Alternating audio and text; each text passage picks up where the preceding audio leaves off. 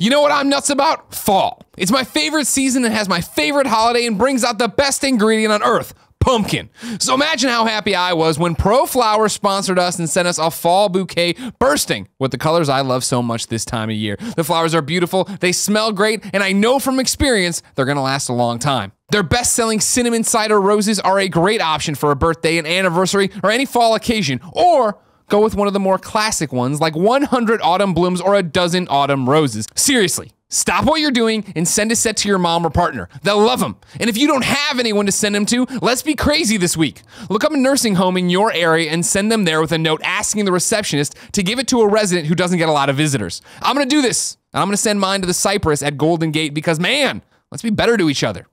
To get 20% off all the bouquets of $29 or more, go to proflowers.com and use my code Greggy at checkout. That's proflowers.com and my code Greggy.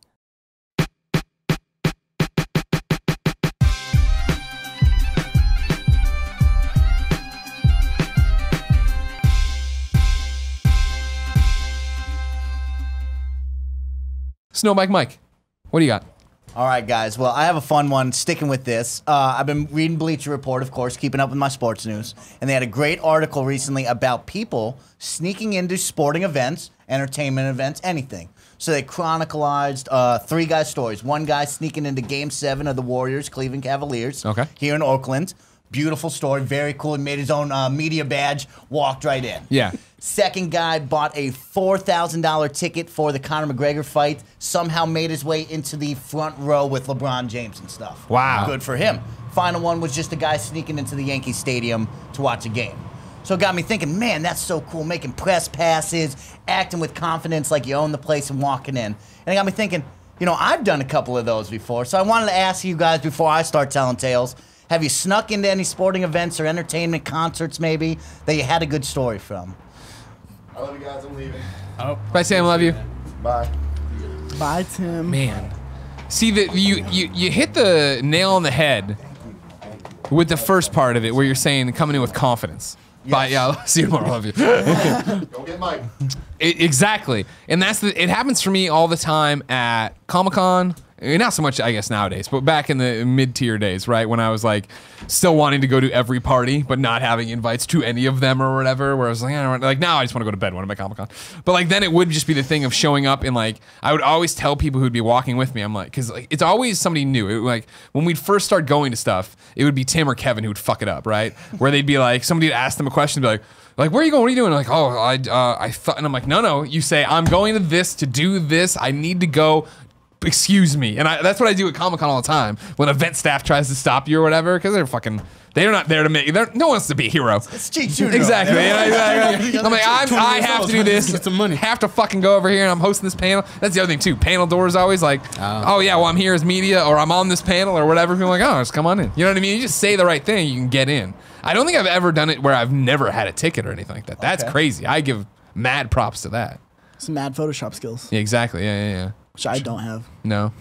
I've never done it, but my uncle has. Yeah. So I can't remember what award show it was. It might have been like, I don't know. It wasn't like the Emmys or anything. It might have been like the VMAs or something like that. But essentially his plan was he was just going to look as important as possible. And instead of like trying to sneak through like a side, go through the red carpet. Yeah. And his only plan was he's going to wear the nicest suit he has. He's going to look very busy on a cell phone. Yep. And he's just going to walk through. Like he just doesn't have time for anybody's bullshit. He's got to be in there and he's just got a lot of shit to do that day. Yeah. And it worked. Hell yeah. Only other thing that I can think of is, I don't know, maybe sneaking into like, the Mall of America. So like when you're underage, you have like a curfew and you just get kicked out. But the Mall of America is so fucking big.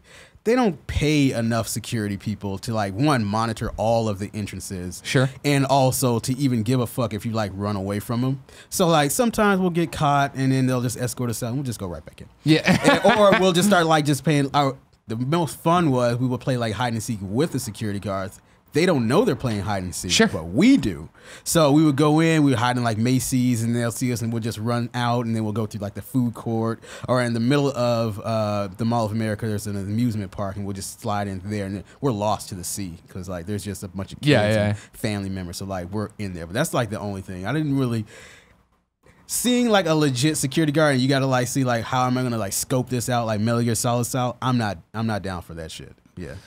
I'm trying to think. I know I have something similar to this with a bouncer, but it's one of those stories I haven't talked about in years and years and years. So I got to think on it. What are yours? We'll click back on. Let me paint you a couple pictures here. So, you know, growing up in beautiful Lake Tahoe for most of my adult life, we've had one big concert venue. That is Mont Bleu Casino Resort. Shout out to them for bringing all those concerts to us. Sponsorship. But what they had was a tiered concert venue. So at the beginning of the first couple years, it was mayhem. You'd go wherever tier you want. You'd be popping it, having fun, right? Well, they caught wise, and they were like, you know what? The first people who get in, they can have the bottom mosh pit area next to the concert, and then we'll go up from there and limit people going in. Well, they started an uproar from us youngsters out there that you can't hold me back from the mosh pit. So we'd always jump over each tier, and then you'd go to the next tier and jump over that railing. You'd be grabbing girls in dresses like, I got you, babe, and then you throw her on the ground. I'm like, Jesus. don't worry about it. You know? All right. Suplex. So each time we would jump the tiers, and eventually they caught wise to that. So here we are, the biggest night, biggest concert I've ever been to in Lake Tahoe. Bass Nectar is set to go womp womp for 2 nights in a row. I didn't understand most of those words. That womp womp out Bass there. Nectar, womp womp. So over 30, I so look at we my just boy, I'm lost like, it all. yo, we're getting tickets to this event. We're going for it. He looked at me, he's like, Mike, that sounds dope. Let's make it happen. So I buy 2 tickets off a buddy of mine. We show up night of. Now there's some rumors going on. Oh, man, did you hear about that kid with the fake tickets? Oh, did you buy any of those fake tickets? Oh, man, did you see his backpack full of money? I'm like, man, I don't know anything about fake tickets. Me and my boy are going in, right? We wait in the line. We meet the security guard there. He looks at us without a blink of an eye. Oh, these tickets are fake. You got to go up there. I'm like, God damn it, fool. This is the biggest concert. These are for real. So we go up to the ticket office. These are printed on crackers. I'm looking at my boy PJ. I'm like, man, this is going to suck, PJ. I'm sorry I ruined this. He's like, it's all right, Mike. Let's see what they say. We walk up. There's a kid just like Cheeks Jr. next to me. And next to him is this beautiful blonde woman. And guess who's next to her? Chuck Man, the Iceman Liddell. Okay, Chuck Liddell's okay. there. And he has got this small Asian ticket boy by the neck yelling, we're getting in this concert, me and my girl. And these kids, they're with me. And I look at the Iceman, I'm like, let's do it, Chuck. He's got him by the hand, and this guy's now taking us to the backstage. There's Bass Nectar. We're dapping. I'm looking at PJ like, it's going down. Chuck Liddell gives us one look. He goes, have fun, boys. This one's on me. Wow. Find the Iceman. We now are out there. We're womping. We're having a good time. And there it is. Dictionary. It's the end of the concert. Bass Nectar likes to take the big shot of, hey, we're all here. And then he goes down the line. I'm like, I'm about to womp womp with Bass Nectar. Watch this. He comes up. He wanted just to do a high five. Not Snowbike Mike fashion. I got him in a headlock just like this. Take a photo of us. Everybody's taking photos. He's looking at me like, don't ever do that again, man. I had a long night. I'm like, you did great. Jeez. So we used to abuse poor Mont Bleu and their security staff and event staff. Shout out to them. And you want to know the full circle thing about it? Yeah. My new boss is the entertainment director of Mont Bleu. So I would tell him all these stories. He'd be laughing, telling me stories on the opposite side. Oh, it's been great. That's what I like to crazy. hear. That's a good the fucking story. Yeah, you've lived life. I I think the closest, like, I think I've done it where, I had tickets for WWE or whatever, and it would be talk my way a little bit closer. You know what I mean? Get down there, and I want to say we've gotten into skyboxes for other stuff where we're not supposed to be. You know what I mean? Like press kind of pass kind of shit where you're just like, oh no, totally, I'm supposed to be there. And then people start looking, you're like, all right, let's go. I gotta get out of here. But I'm not fucking I'm not going crazy like that getting in there. Fucking meeting Chuck Liddell. Hey, the Iceman saved my day right there. That's Right. awesome. Have you seen him since? Have you talked to him I've since? not seen the Iceman. If I do, I owe him a drink. But I will tell you this. They caught the young man with the backpack and the fake tickets in the parking lot for the next night. Nice. You think he made X amount of dollars, sold all these fake tickets night one. You think he wouldn't show his face. Dip. There he is, night two, backpack full of cash. This cash falling out of the back of it. Damn. And they got this kid in the headlock. Oh, man, it was a great thing to see. Do you still like going to live events? Yes, I do. Yeah. I love going to live events. Yeah. We just did 2 weeks ago now, Monday Night Raw. We all went to, and man, did I not! I like once I'm there, I'm fine. But I am the kind of person that gets ratcheted up. Like I filmed a thing for this documentary beforehand, and then it was one of those where I wasn't lead on this event. You know what I mean? This was a Kevin and Cool Greg joint that I was just like into, and they had been in San Jose all day. They went down at ridiculous hour to meet Sasha Banks and get an autograph, and then rather than come back, because San Jose is like 45 to an hour away depending on traffic, they were like, we're just gonna stay down here all day and bum around until the show. And I was like, okay. And being a Midwestern boy, I'm like, well, Monday Night Raw comes on at 8 o'clock or whatever. I got plenty of fucking time. Oh wait, it's actually 6. I'll do all this stuff, but now it's a 3-hour long show, so it's actually 7 o'clock where we're from.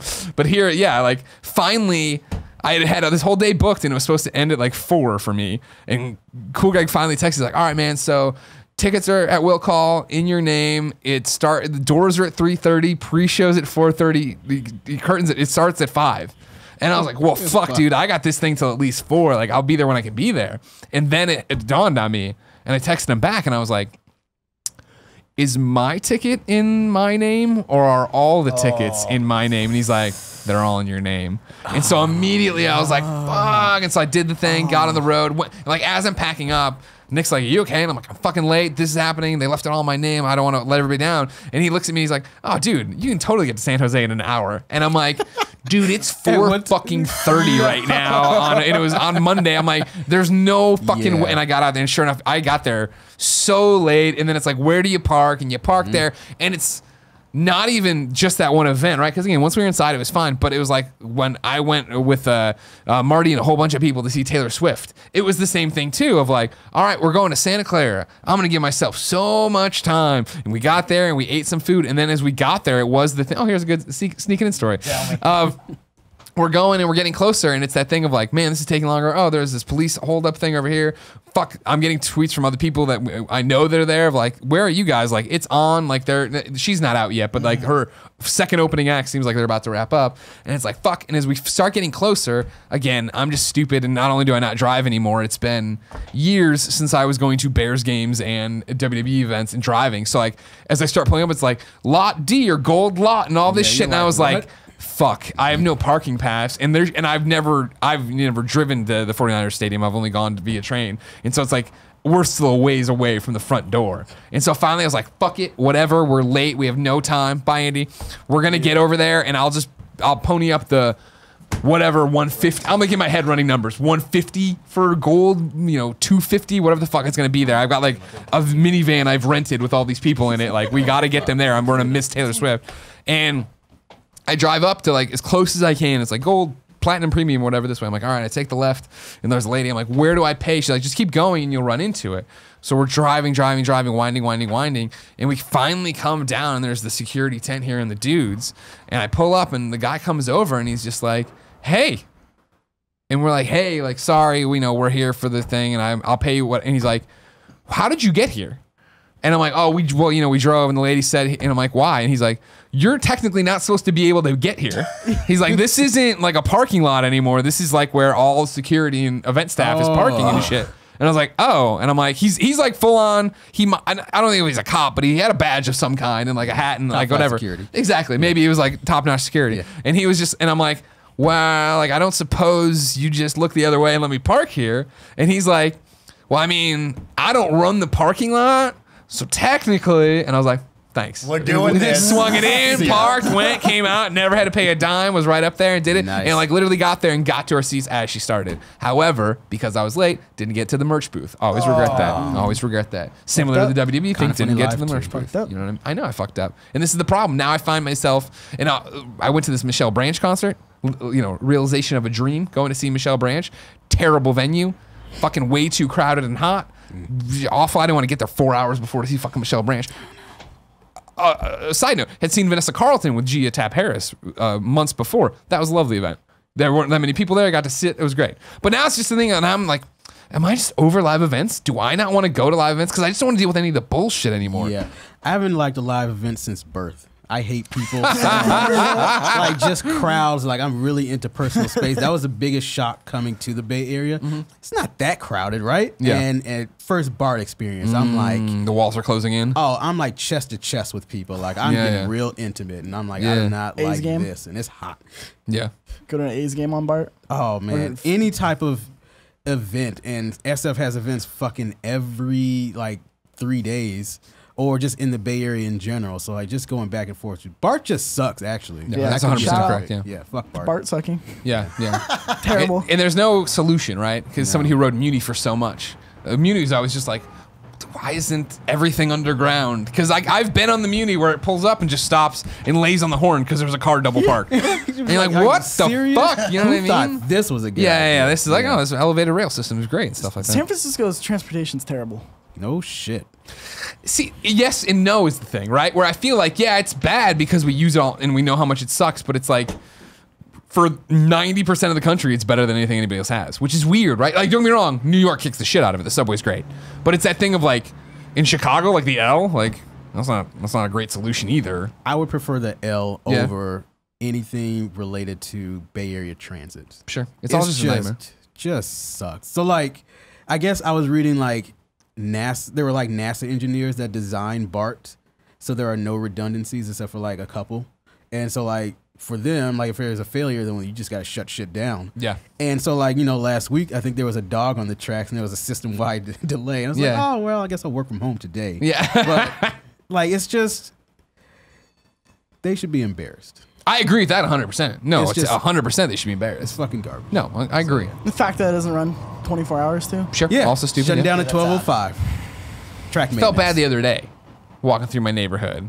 Homeless gentleman did I was like, oh, no, thanks, I'm fine. Because I mean, like, and I don't mean to be desensitized or whatever, but Yeah. million homeless people in yeah, San Francisco, and desensitized. usually they're kind of aggressive, and you're just like, whatever.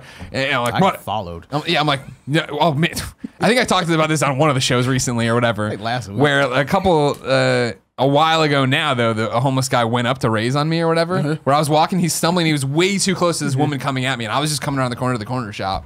And I must have given him like a real like, hey, don't be like that or whatever. And he kind of got wit and he just went like this up to me, and I was like, yes. and then he went down and went past me. I was like, man, I was about to let out fucking some aggression. rhino gore that guy through the fucking stand-up sign for Pachis. Like, get up, just go all fucking WWF. Come on. Anyways, the guy goes, oh, and I'm like, no, I'm fine. And he goes, no, what time's the owl run till? I was like, oh, I'm sorry, I think it runs till 2 in the morning or whatever, because it was like the N turns into the owl and runs later. Turns or out he whatever. was just a hipster. Yeah.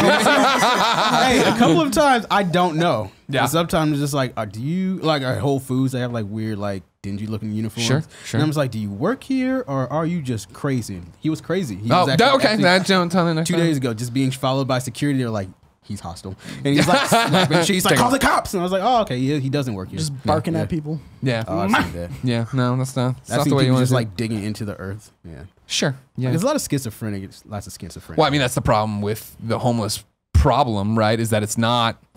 We're not talking about people who are Just like, down on man, their I'm luck." down on my. It's hey, I have a real mental illness, Yep. and I cannot That's not function how in this works in society. this country. So we can't put you in jail, and we can't put you in the hospital. So just live yell in at Golden that Gate wall Park. over there. Great, awesome. Scurry into the bushes. Exactly. Yeah. That's a really Make good a tent one. city. True story about the suburbs of.